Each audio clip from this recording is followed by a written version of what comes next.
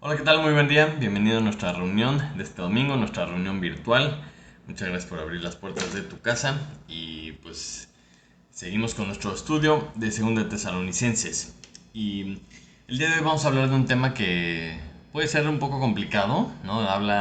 El pasaje de esta mañana habla de ciertas cosas que van a pasar en el futuro.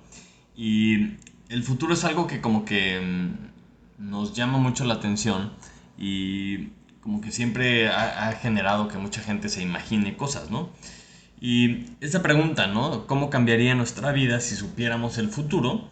Pues ha inspirado muchísimas historias, películas, libros, y una de las que más así como que me viene a la mente es la de Volver al Futuro, ¿no?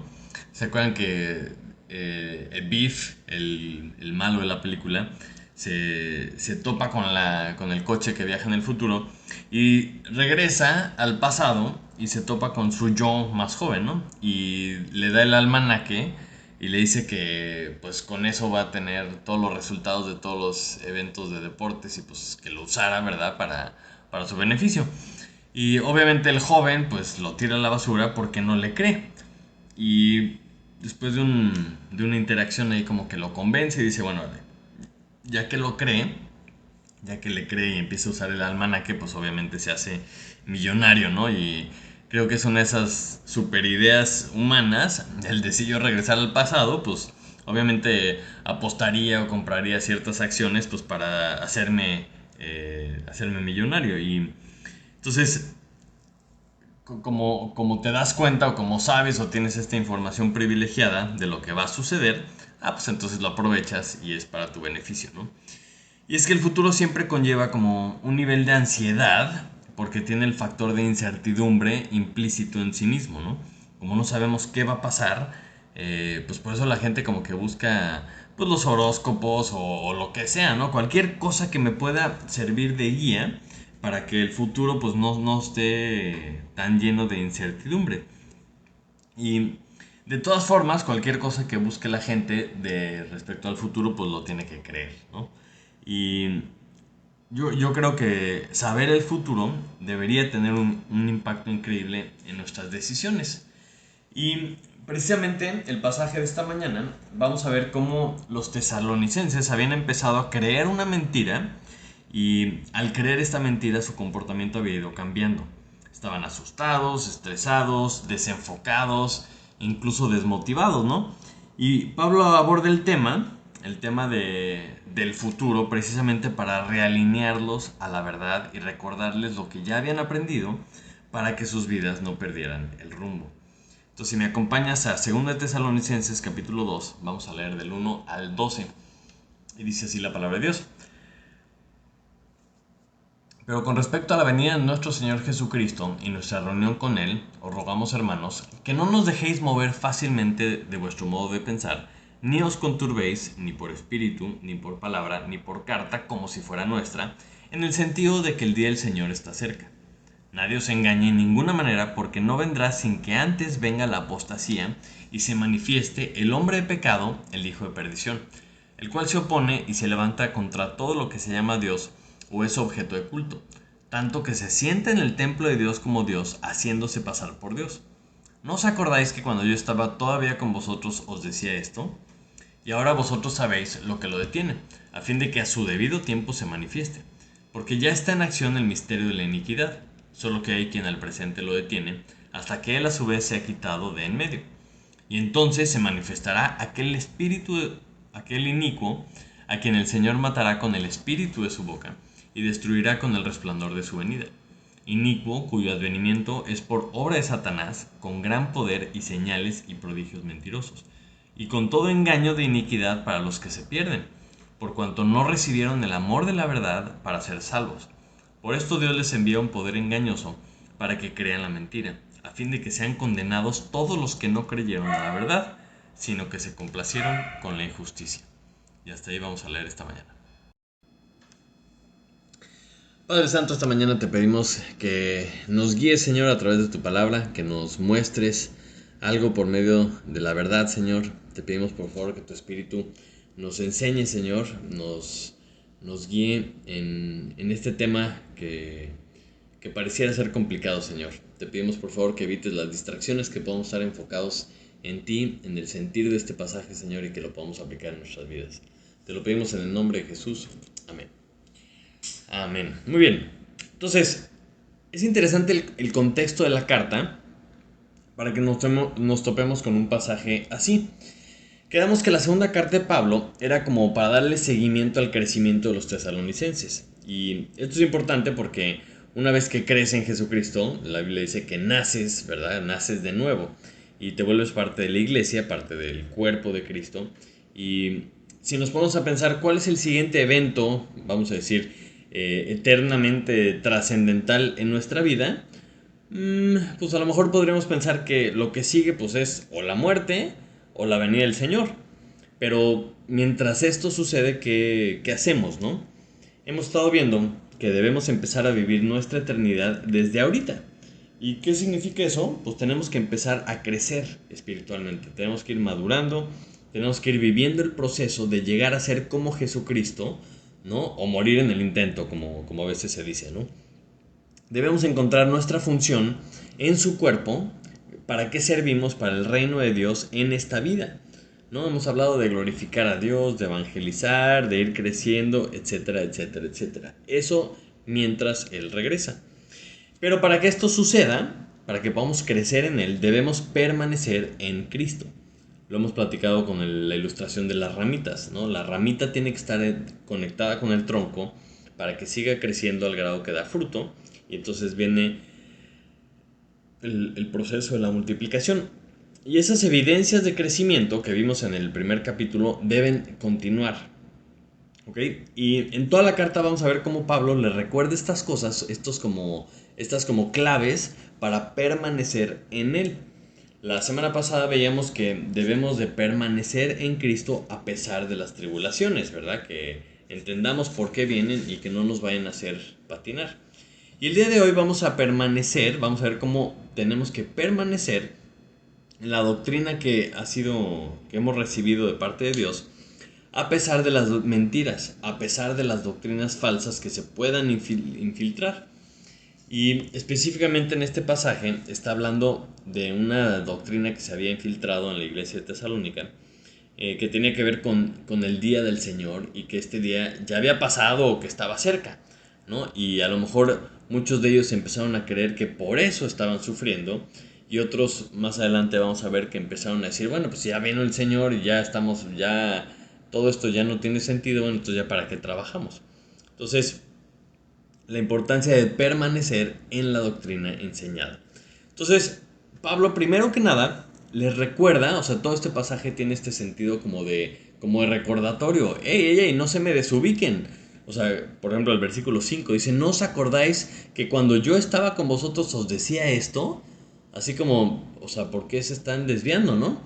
Y el versículo 1 y 2 dice, pero con respecto a la venida de nuestro Señor Jesucristo y nuestra reunión con Él, os rogamos, hermanos, que no os dejéis mover fácilmente de vuestro modo de pensar, ni os conturbéis, ¿no? O sea, que no se estuvieran desviando. Como diciéndoles, ¿no se acuerdan de lo que ya hemos visto? Por lo que leemos y por cómo está escrito este pasaje, entendemos que ellos ya tenían una postura, ya habían aprendido anteriormente algo directamente de Pablo, y le está diciendo, no se dejen mover fácilmente, o sea, no se conturben, es decir, que no haya un disturbio en la firmeza de lo que ustedes creen. Y es que cuando el piso no está firme, como que no avanzas bien. Por eso decimos que alguien me movió el tapete, ¿no? Como que te mueven de donde estabas bien parado y entonces ya no puedes avanzar bien. Y esta falsa enseñanza que se había metido aquí, empezaron a decir que ya estaba casi, ya era un hecho, que estaba a punto de venir el día del Señor, ¿no? Incluso estaban en la tribulación y que por eso estaban sufriendo tanto, ¿no? Pero al decir esto, pues estaban contradiciendo lo que Jesús mismo había dicho, ¿no? Estaban yendo en contra de lo que Pablo les había enseñado y, como vimos la semana pasada, empezaron a vivir una realidad alternativa. Y Pablo lo que quería nuevamente es regresarlos a la realidad. Y por eso es tan importante que todas nuestras opiniones, todas nuestras posturas, todo lo que pensamos, todo lo que creemos esté bien fundamentado y basado en la Biblia. Porque siento que a veces como que a mucha gente le da miedo estudiar las profecías, ¿no? Como que no le entiendo, es algo difícil. Pero debemos entender que la fe se practica hacia el pasado, es decir, debemos creer que Cristo vino, que Cristo murió por nosotros, que resucitó al tercer día. Debemos creer las historias de la Biblia como algo, o sea, que verdaderamente sucedió. O sea, la fe hacia atrás es bien fácil de identificar. Pero la fe también se vive en el presente. Debemos de creer que Dios está obrando en nuestras vidas y que tenemos un propósito. Y la fe también se ejerce hacia el futuro, porque tenemos que creer que Dios va a cumplir todo lo que Él dijo.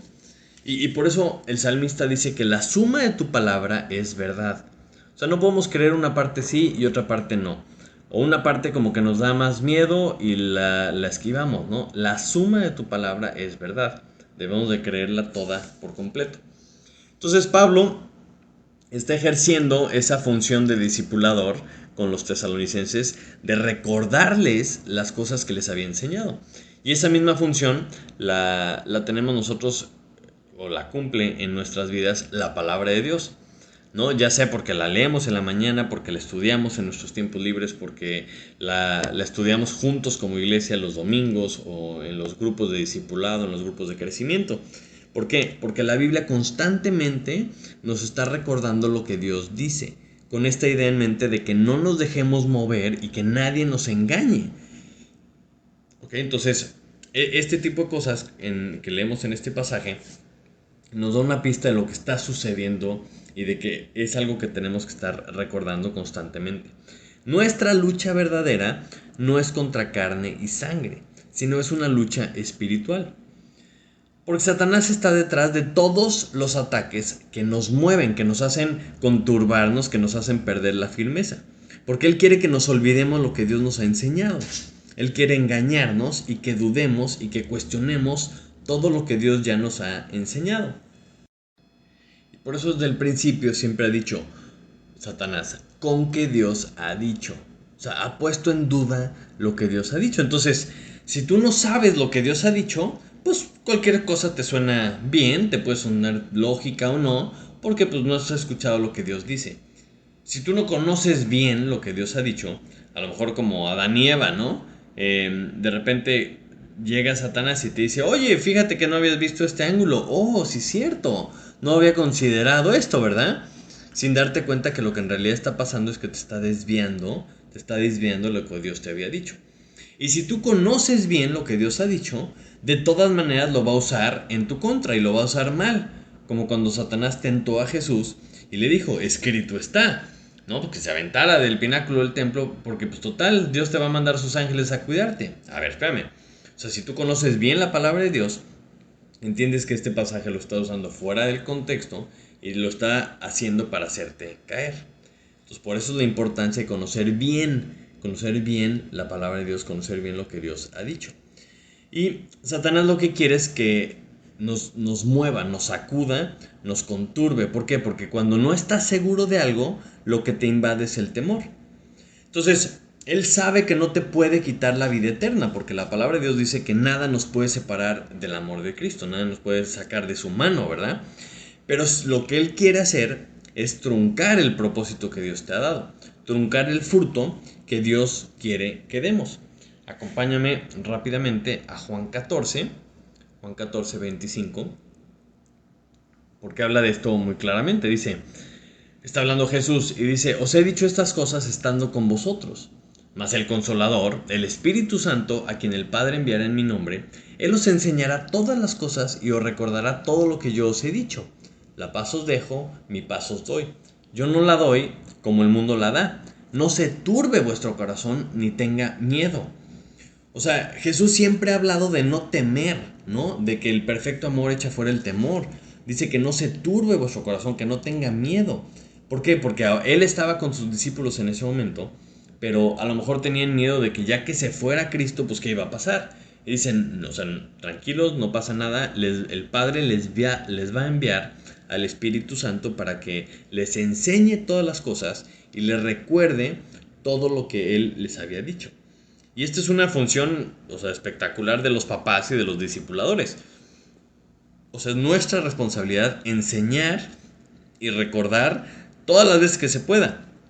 Obviamente el efecto que esta enseñanza y estos recordatorios tengan en la vida de la persona, eso es lo que hace el Espíritu Santo, eso es lo que les enseña y les recuerda a cada uno de los individuos. Pero Dios quiere que permanezcamos. Ahí enseguidita, el capítulo 15, versículos 4 y 5, está el famoso pasaje de la vid y los pámpanos, ¿no? Porque dice, permaneced en mí y yo en vosotros. Como el pámpano no puede llevar fruto por sí mismo si no permanece en la vid, así tampoco vosotros si no permanecéis en mí. Yo soy la vid, vosotros pámpanos, el que permanece en mí y yo en él, este lleva mucho fruto, porque separados de mí nada podéis hacer. O sea, es una de esas instrucciones claves que se repiten a lo largo de la Biblia. Tenemos que permanecer en Cristo. Si no estamos en Él, no damos fruto. Si no damos fruto, no estamos cumpliendo el propósito. Y la única manera de cumplir el propósito que Dios tiene para nosotros es permaneciendo en Él. Por eso Satanás quiere que nos desviemos de la verdad con algún engaño, con alguna cosa que creamos, en cuanto a cualquier cosa de la vida. O sea, las curvas que nos envía Satanás van en todos los aspectos de la vida. Y si nosotros creemos estos engaños, dejamos de llevar fruto. Por eso es tan importante entender que Jesús es la verdad. Y si tú crees cualquier otra cosa, estás cayendo en algún engaño, estás cayendo en alguna mentira.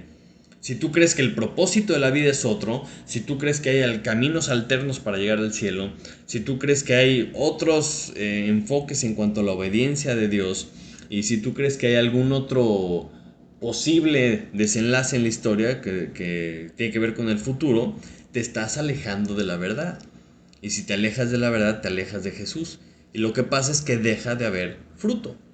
Y por eso la Biblia está llena de advertencias.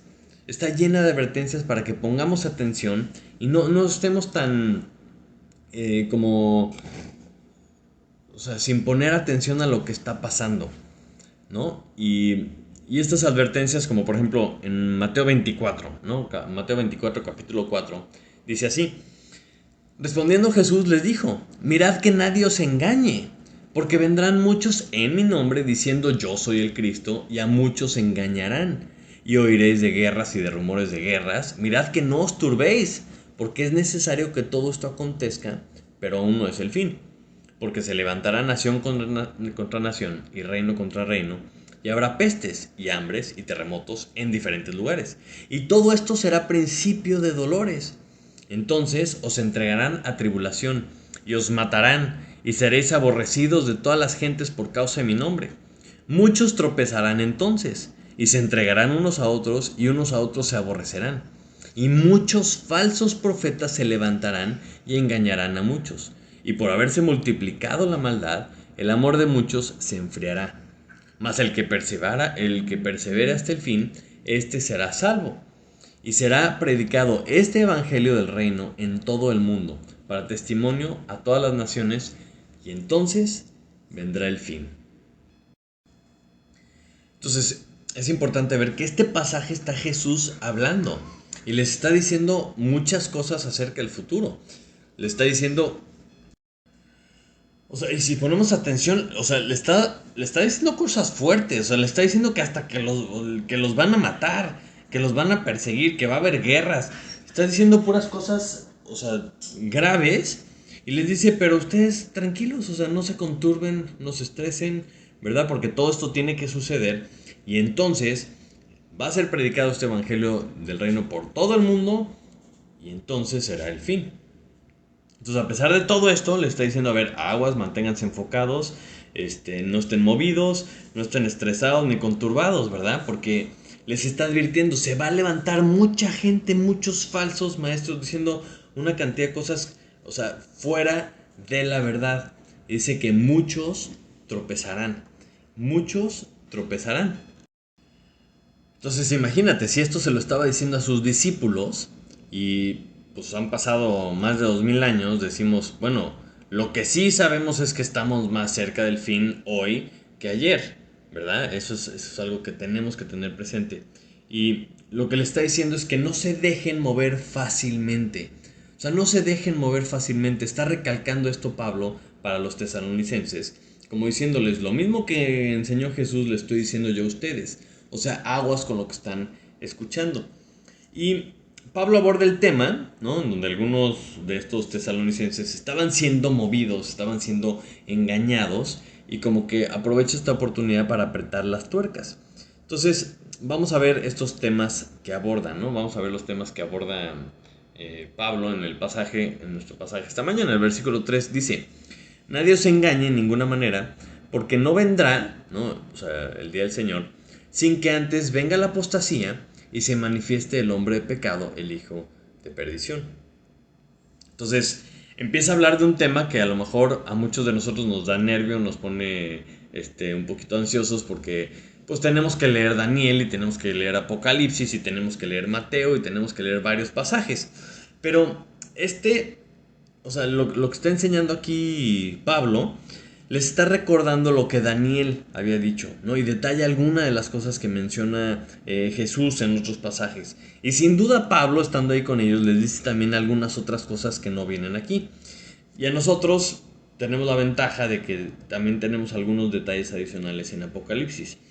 Pero si esto que vamos a ver es nuevo para ti, debes entender que, o sea, no, en este pasaje no están todos los detalles, ¿no?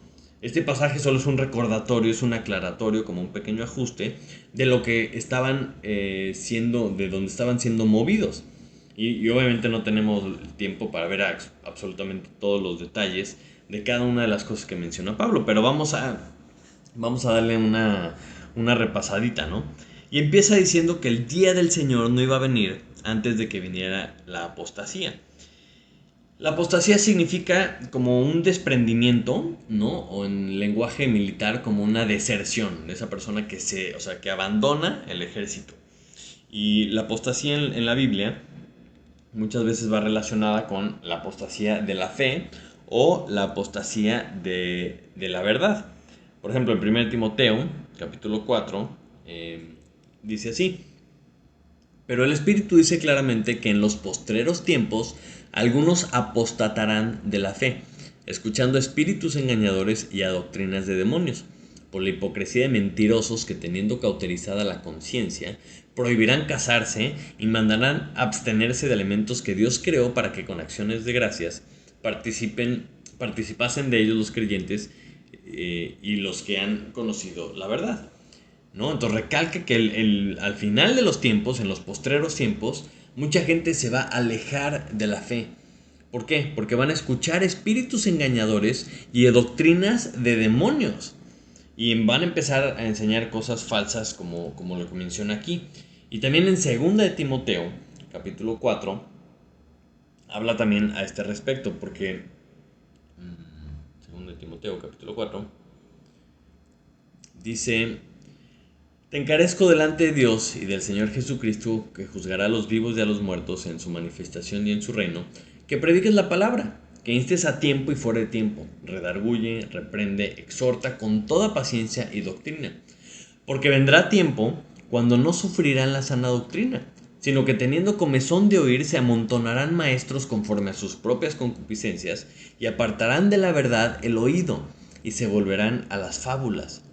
Entonces, o sea, en estas dos cartas de Pablo a Timoteo, está hablando a un pastor joven y le está diciendo aguas, ¿no? Porque se van a levantar falsos maestros. Va a haber un tiempo en donde van a dejar a un lado la verdad, se van a apartar de la fe, se van a apartar de la verdad. Y esto lo podemos entender como una apostasía genérica, ¿ok?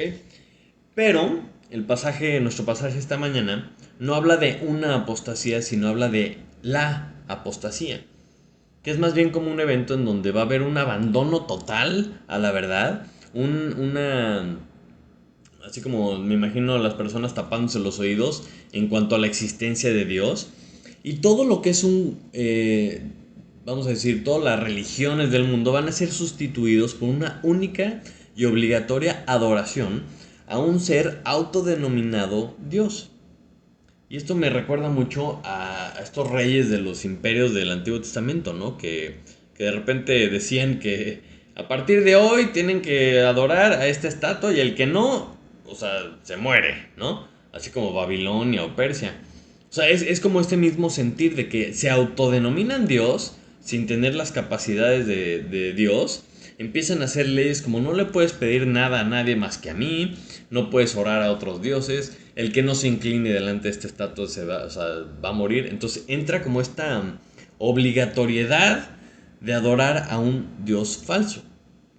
Pero nosotros en esta época pues no hemos llegado a ese extremo, ¿no?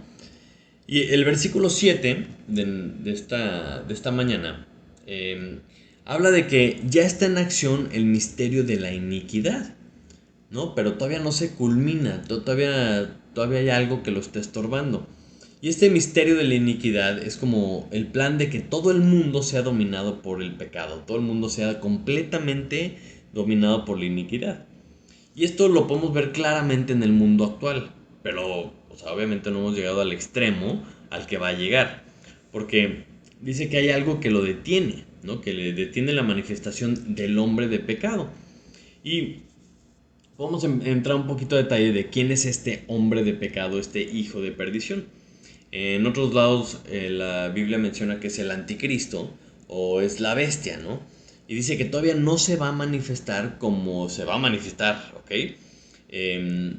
Por ejemplo, el versículo 3 dice: nadie os engañe en ninguna manera, porque no vendrá sin que antes venga la apostasía y se manifieste el hombre de pecado. Es decir, el día del Señor no va a venir hasta que se manifieste este hombre de pecado, este hijo de perdición. Y el versículo 6 dice: y ahora vosotros sabéis lo que lo detiene, a fin de que a su debido tiempo se manifieste. O sea, hay algo que está deteniendo la manifestación de este hijo de pecado.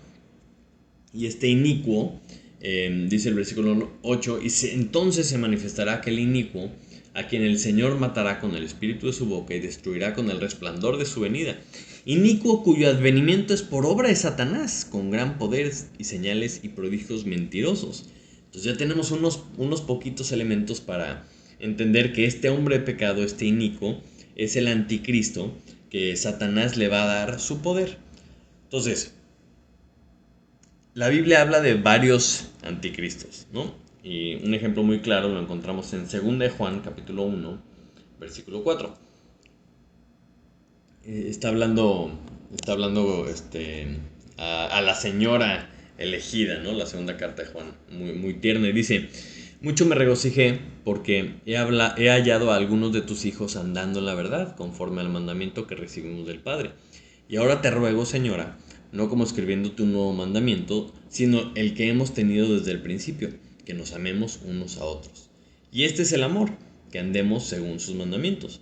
Este es el mandamiento, que andéis en amor, como vosotros habéis oído desde el principio. Porque muchos engañadores han salido por el mundo, que no confiesan que Jesucristo ha venido en carne. Quien esto hace es el engañador y el anticristo. Mirad por vosotros mismos para que no perdáis el fruto de vuestro trabajo, sino que recibáis el galardón completo. Cualquiera que se extravía y no persevera en la doctrina de Cristo, no tiene a Dios. El que persevera en la doctrina de Cristo, este sí tiene al Padre y al Hijo, ¿no? O sea, es así como aquí está hablando de que el que va en contra de lo que dice Jesucristo, el que niega que Jesucristo ha venido en la carne, este es anticristo. Este es un engañador y un anticristo. Y también en 1 Juan, capítulo 2, versículo 22, habla en el mismo tono, ¿no? Dice: ¿quién es el mentiroso sino el que niega que Jesús es el Cristo? Este es anticristo, el que niega al Padre y al Hijo.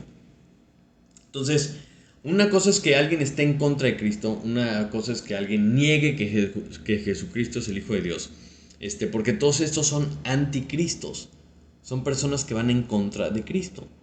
Pero la Biblia también define a alguien que es el anticristo, como nuestro versículo de esta mañana, el versículo 4, está hablando de que, o sea, ese inicuo, ese hombre de pecado, se opone a todo lo que se llama Dios y se hace, pues, como un Dios a él mismo.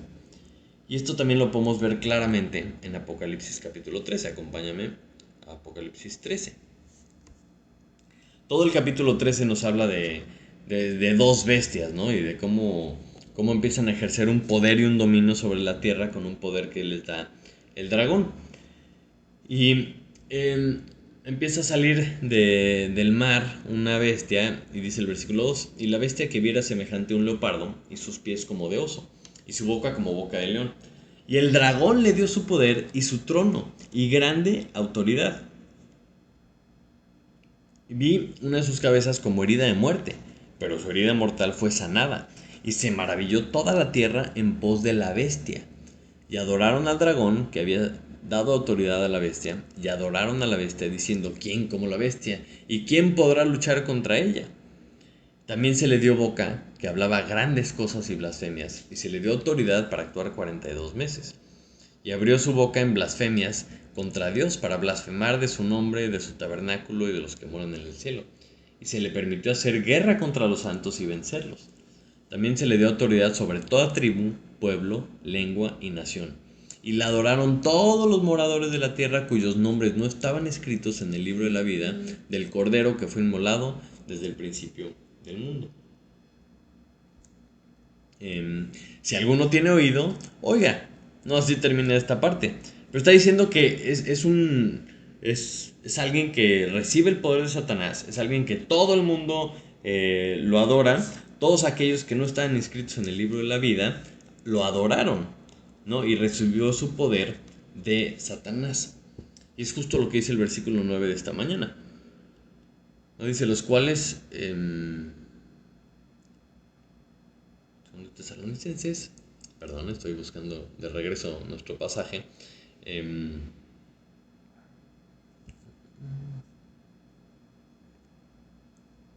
Capítulo 5, ahí está. Ok, perdón.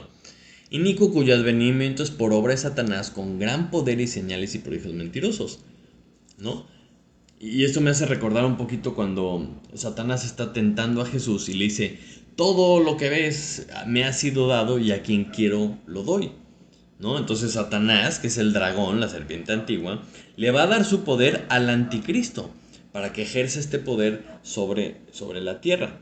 Y con todo esto, lo que podemos entender y lo que podemos concluir en cuanto al futuro, en cuanto a cualquier nervio que nos pueda dar que se manifieste este hombre inicuo, se manifieste este hombre de pecado, lo encontramos en el versículo 8. Dice: y entonces se manifestará aquel inicuo a quien el Señor, Jesucristo, matará con el espíritu de su boca y destruirá con el resplandor de su venida. Inicuo cuyo advenimiento es por obra de Satanás, con gran poder y señales y prodigios mentirosos, y con todo engaño de iniquidad para los que se pierden, por cuanto no recibieron el amor de la verdad para ser salvos. Por esto Dios les envía un poder engañoso para que crean la mentira, a fin de que sean condenados todos los que no creyeron a la verdad, sino que se complacieron en la injusticia. Entonces, los que no recibieron el amor de la verdad, los que se complacen en la injusticia, van a ser destruidos junto con la bestia, junto con Satanás, junto con el Hades, junto con todo lo que dice la Biblia. Por eso Apocalipsis 13:8, ¿no? Que dice que todos los que no todos los que no estaban escritos en el libro de la vida, pues, o sea, van a tener el mismo fin, van a terminar de la misma forma que Satanás y que la bestia. Entonces, cuando vemos la profecía, cuando entendemos lo que está diciendo Dios, o sea, no es tanto como para que nos asustemos, sino como veíamos en Mateo 24, para que no temamos. Porque si tú tienes la opción de recibir la verdad, pues no vas a acabar de la misma forma que la bestia, que Satanás, que el anticristo. Y es exactamente lo que dice Apocalipsis 19, ¿no? Versículo 20. Dice: la bestia fue apresada, y con ella el falso profeta que había hecho delante de ella las señales con las cuales había engañado a los que recibieron la marca de la bestia, y habían adorado su imagen. Estos dos fueron lanzados vivos dentro de un lago de fuego que arde con azufre. Y los demás fueron muertos con la espada que salía de la boca del que montaba a caballo, y todas las aves se saciaron de las carnes de ellos. O sea, si tú no crees la verdad, si tú estás creyendo los engaños, si tú estás creyendo las mentiras, ahí está el futuro. O sea, lo que Dios nos está diciendo es que no tengamos temor, y te está explicando cuál es el final de la película para que tú aceptes la verdad de Dios y no rechaces y no te complazcas en la injusticia. Y ese precisamente lo que estaba haciendo Pablo con sus discípulos. Estaba acomodando los tiempos, aclarando las cosas, mencionando los temas que ellos ya sabían, pero le estaba recordando, hey, hey, no se desenfoquen, no empiecen a tener miedo, no empiecen a caer en los engaños de Satanás, acuérdense lo que creyeron, acuérdense quién es el que va a montar a caballo, Cristo. ¿Quién es el que va a ganar la pelea? Cristo. ¿En quién has creído? En Cristo. Entonces no te muevas de ahí. Entonces, es lo que está aclarando Pablo para que estén tranquilos. Ahora, nuestro pasaje esta mañana hace algunas menciones interesantes que a mucha gente le causa ruido, ¿no? Porque dice que hay quien al momento lo detiene, el versículo 6. Dice, y ahora vosotros sabéis lo que lo detiene, a fin de que a su debido tiempo se manifieste. O sea, si yo leo esto me siento como que, espérame, pero yo no sé quién es el que lo está deteniendo, porque pues no me lo está diciendo Pablo a mí, se lo está diciendo a los tesalonicenses. Y ellos ya sabían, entonces nosotros solamente podemos especular. Ahora, podemos especular bíblicamente, pero tenemos que entender que lo más importante y la respuesta más clara es que el que lo está deteniendo, o sea, la manifestación del hombre de iniquidad, del hombre de pecado, pues es Dios. Claramente, porque Satanás no puede hacer nada sin que Dios no se lo permita. Ahora, si quieren especular por medio de quién o quién es el que literalmente lo está deteniendo, pues a lo mejor podemos pensar que es Miguel, ¿no? El ángel Miguel, como dice el príncipe de tu pueblo en Daniel 11 y 12. O a otras personas piensan que es el Espíritu Santo, que por cierto es Dios, ¿verdad? Por medio de la iglesia. Y la verdad es que no podemos saber al 100% exactamente a qué se está refiriendo Pablo. Pero sabemos que si todavía no sucede, es porque Dios es paciente, porque está esperando que, o sea, que el X cantidad de personas o las personas que Él ha escogido lleguen a la salvación. Sabemos que la iglesia, que tiene el poder del Espíritu Santo, está aquí y tiene una misión, porque la palabra de Dios nos explica para qué estamos aquí, como dice Efesios 3:10, ¿no? Para que la multiforme sabiduría de Dios sea ahora dada a conocer por medio de la iglesia a los principados y potestades en los lugares celestiales. Entonces, como iglesia, que somos un grupo de personas que somos parte del cuerpo de Cristo, que tenemos el Espíritu Santo en nosotros, pues tenemos una misión muy importante, ¿verdad?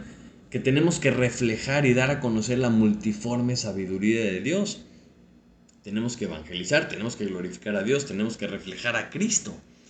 Pero yo siento que por algo Dios lo dejó así.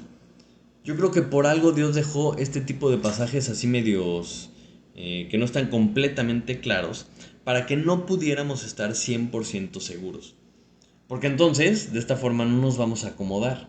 No vamos a decir, bueno, lo voy a dejar para después, ¿no? O sea, si es algo que podemos hacer hoy, si tenemos este sentido de que, híjole, no lo tengo muy claro, pues mejor que tal si empiezo hoy. Entonces, debemos recordar las cosas que Dios nos ha enseñado, las cosas que estamos 100% seguros. Porque, ¿qué cosas sí estamos seguros? Como, como dice el versículo 1. O sea, si creemos en Jesucristo, un día vamos a estar con Él. Un día vamos a estar con Él. Dice, pero con respecto a la venida de nuestro Señor Jesucristo y nuestra reunión con Él, o sea, debemos saber que un día vamos a estar con Él. Ahí es donde empieza el pasaje y en eso nos debemos enfocar, en lo que sí sabemos. O sea, que no permitas que Satanás, no permitas que nadie te cambie lo que sí sabes. Porque entonces vas a perder la aplicación que Dios tiene para nosotros. Nosotros debemos discernir en nuestras vidas qué es verdad y qué es mentira. O sea, todas las ideas que tenemos, todo lo que escuchamos, todo lo que pensamos, debemos constantemente estar viendo a nuestro alrededor y entender que todo lo que está sucediendo en el mundo, todo lo que enseñan las escuelas, no es inocente. O sea, Satanás está detrás de todo. El misterio de la iniquidad ya está en acción. Pero esto nos debe dar un sentimiento de responsabilidad, de que debemos contrarrestar estas mentiras, debemos dar a conocer la verdad de Dios con nuestras palabras, con nuestras acciones, con nuestra vida. Y debemos de predicar al mundo la verdad, para que el mundo tenga la opción de obedecerla, la opción de creerla. ¿Cómo van a confesar a Cristo si no lo conocen? ¿Cómo lo van a conocer si nadie predica, verdad? Lo que vimos la semana pasada. Es algo que debemos entender. Y otra de las cosas que tenemos que estar siempre firmes es entender de quién aprendimos. Nosotros, como veíamos en 1 Tesalonicenses, debemos aprender de Dios, porque esa es la enseñanza más firme. Checa tus fuentes. ¿De dónde estás sacando tu información? Puedes buscar otras fuentes y esas fuentes te van a mover fácilmente. Por eso les dice que no os dejéis mover fácilmente de vuestro modo de pensar, ni os conturbéis ni por espíritu, ni por palabra, ni por carta, como si fuera nuestra. Es decir, lo que tú escuchas en YouTube, lo que tú ves en ciertos libros o en algunas prédicas, a ver. O sea, todo debe ser visto a través del cristal de la verdad de Dios, de lo que has aprendido, ¿verdad? Si es que has aprendido, por medio de la palabra de Dios, por medio del Espíritu Santo. Porque tú no puedes tomar cualquier predicación de YouTube y decir, está en YouTube, seguramente es buena. No, yo te invito a que todo lo que yo digo lo corrobores con la palabra de Dios. Por eso te pido que me acompañes a la Biblia para que lo leas por ti mismo y que el Espíritu te revele y te diga si es cierto o no es cierto. Si yo agarro un libro, por más que esté escrito por un superautor, pues tengo que corroborar que está basado en lo que dice la Biblia. Porque si yo tomo estas fuentes como si fueran de Dios, como si fueran los apóstoles, ¿verdad? Entonces voy a ser movido fácilmente. O sea, imagínate que te enteras, tienes una tienda y te enteras que en tu pueblo hay ha sido infestado el mercado con billetes falsos. O sea, pues te preocuparías y empezarías a tratar de ver cómo le haces para que no caigas tú en ser engañado y vendas algo y que te paguen con billetes falsos. No todos los expertos no pierden su tiempo estudiando los billetes falsos. Lo que hacen los expertos del FBI, de todas las agencias de policías, es que estudian el verdadero. Porque mientras más conoces la verdad, más fácilmente identificas los billetes falsos. Mientras más tiempo pases tú estudiando la verdad, más fácilmente vas a encontrar, vas a entender, vas a identificar cuando algo es un engaño. Cuando algo es de un espíritu que no es el espíritu de Dios, que no es una palabra que sea la palabra de Dios, ni algo que te está queriendo mover. Entonces no podemos conocer todas las mentiras que hay en el mundo, pero sí podemos conocer la verdad. Entonces es interesante, ¿no? Este pasaje nuevamente, cómo vemos que Dios nos presenta un blanco y negro. O sea, vamos a ver este grupo de personas que van a reunirse con Jesucristo, que va a regresar, ¿no? Y que va a vencer a un grupo de personas que rechazaron la verdad, que empezaron a creer todas estas mentiras, que les encantaba la iniquidad y que acaban todos ellos en un lago de fuego. Entonces vemos el contraste, los que reciben la verdad, los que creen la verdad o los que rechazan la verdad y creen la mentira. La Biblia dice que Jesucristo es el camino, la verdad y la vida. Nadie viene al Padre si no es por Cristo. Entonces, para mí es muy fácil concluir, todo lo que no es Cristo es mentira. ¿Y quién es el padre de mentiras según la Biblia? Pues es Satanás. Y lo que él quiere es alejarte de él, porque si logra alejarte de él, va a lograr que no tengas vida eterna. Va a lograr que tú no permanezcas en él. Y si no permaneces en él, pues no va a haber fruto. Y si no hay fruto, entonces logra truncar el plan de Dios. Y te pone delante de Dios siempre para que tú escojas. Escoge la verdad y la vida o la mentira y la muerte. Aquí está delante de ti. Escoge la verdad y la vida. Entonces este tipo de pasajes, o sea, más que meternos en temas del finales de los tiempos y de todo eso que pues, nos presenta algunos detalles, como que más bien me da la oportunidad de analizar si hay algún tema en mi vida en el que estoy siendo movido, en el que he sido conturbado o que he permitido alejarme de la verdad. Porque solamente lo que Dios enseña es verdad. Por eso tratamos de buscar a Dios diariamente por medio de su palabra. Y debemos entender que si somos movidos, no estamos firmes. Y es importante estar firmes. Porque si Satanás logra sacudirnos, logra movernos, nos quita nuestra firmeza, entonces logra que no permanezcamos en él. Y si no permanecemos no vamos a crecer. Y si no crecemos no va a haber fruto. Y si no hay fruto entonces no estamos cumpliendo el propósito de Dios para nuestras vidas. Únicamente al ser lo que Dios quiere que seamos es cuando Dios nos empieza a usar. Y nos usa para contrarrestar este misterio de la iniquidad que ya está en acción. O sea, nosotros no se trata de lo que hacemos, sino de lo que somos. Y si permanecemos en Cristo, Él nos va a ir transformando por medio de la renovación de vuestro entendimiento, ¿verdad? Empezando a pensar lo que piensa Él, empezando a tener nuestro corazón lleno de su palabra, entonces empezamos a hacer lo que Él quiere que seamos, para poder contrarrestar este misterio de la iniquidad que ya está en acción. Entonces te invito también a que cuando te topes con algún pasaje así que parezca difícil o algo así, o sea, recuerdes que, o sea, Dios quiere que conozcamos el futuro. O sea, te animo a que estudies la profecía, porque nuestra noción del futuro impacta significativamente nuestra toma de decisiones. Afecta nuestra tranquilidad, afecta nuestra confianza, afecta nuestro enfoque. O sea, si yo estoy perfectamente firme, estoy perfectamente convencido de que este rey que va a regresar montado en un caballo blanco, ¿verdad? Vestido con vestiduras blancas espectaculares y que va a vencer a todos los que rechazaron la verdad, y yo entiendo que yo estoy de su lado, ay, eso me da tranquilidad. Y me anima, me anima a querer compartir esto con más personas para que no sufran la misma consecuencia que el anticristo, que Satanás, que todos los que rechacen la verdad. Pero para eso quiere que Dios sepa, o sea, Dios quiere que sepamos el futuro. Por eso nos lo reveló, si no, no vendría en la Biblia. Para que lo entendamos. O sea, si todavía no es el día del Señor, amén. No, todavía tenemos mucho que hacer. O sea, hay que mantenernos firmes en lo que Dios nos ha enseñado, que esa firmeza nos motive a seguir cumpliendo el propósito de Dios para nosotros como individuos y como iglesias hasta que Él regrese. Vamos a orar. Padre Santo, te damos muchísimas gracias por tu revelación, Señor, por la información que nos das, la tranquilidad que nos da lo que nos platicas, Señor.